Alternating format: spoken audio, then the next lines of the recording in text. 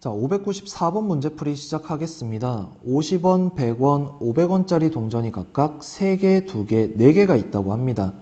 자, 이때 0원을 지불하는 것을 제외하고 동전을 전부 또는 일부 사용해서 돈을 지불할 수 있다고 해요. 이때 금액이 같은 동전은 서로 구분하지 않을 때 다음을 구하라고 합니다. 자, 일단 1번부터 지불 방법의 수를 구하라고 해요. 맞습니까? 그럼 잘 보세요. 지금 50원짜리가 3개가 있고요. 100원짜리가 2개가 있었습니다. 이때 500원짜리는 4개가 있대요. 자, 그럼 50원짜리로 우리가 지불할 수 있는 방법이 빵원, 50원, 100원, 150원. 즉 빵개, 1개, 2개, 3개가 있겠죠. 그럼 지불 방법의 수라는 건 4가지가 나옵니다. 즉 여기다 1가지를 더한 거죠. 어떤 경우에요? 지불하지 않는 경우를 더한 겁니다. 그러면 얘는요, 3가지가 나오겠죠? 얘는요, 5가지가 나올 겁니다. 그럼 총 지불할 수 있는 방법의 수라는 건 4 곱하기 3 곱하기 5가 될 거예요.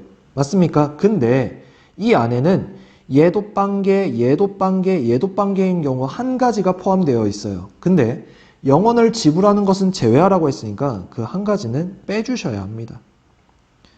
됐어요. 그래서 60에서 1을 뺀 59가지가 바로 지불할 수 있는 방법의 수예요. 됐죠? 그 다음 2번 보겠습니다.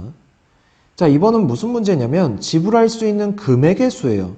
자, 얘는 좀 신경을 쓰셔야 되는데 왜 그러냐면 우리가 예를 들어서 50원짜리 2개를 지불을 하면 100원이에요. 그쵸? 근데 100원짜리 1개를 지불을 해도 100원입니다. 그럼 지불 금액의 수는 같죠?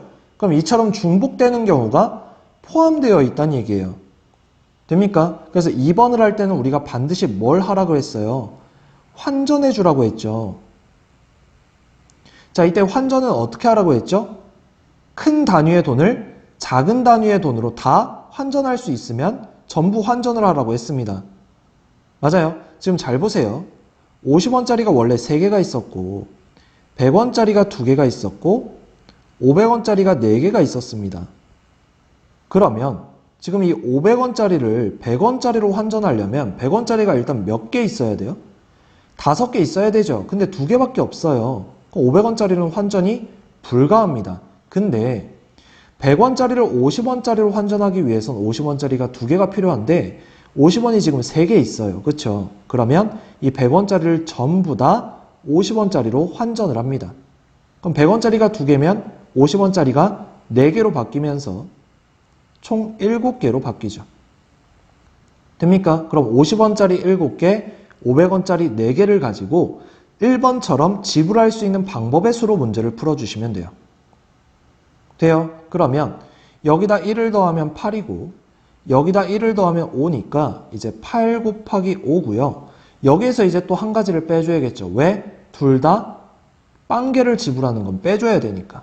그래서 8, 5, 40에서 1을 뺀 39가 바로 내가 구하고자 하는 답이 되어주는 겁니다.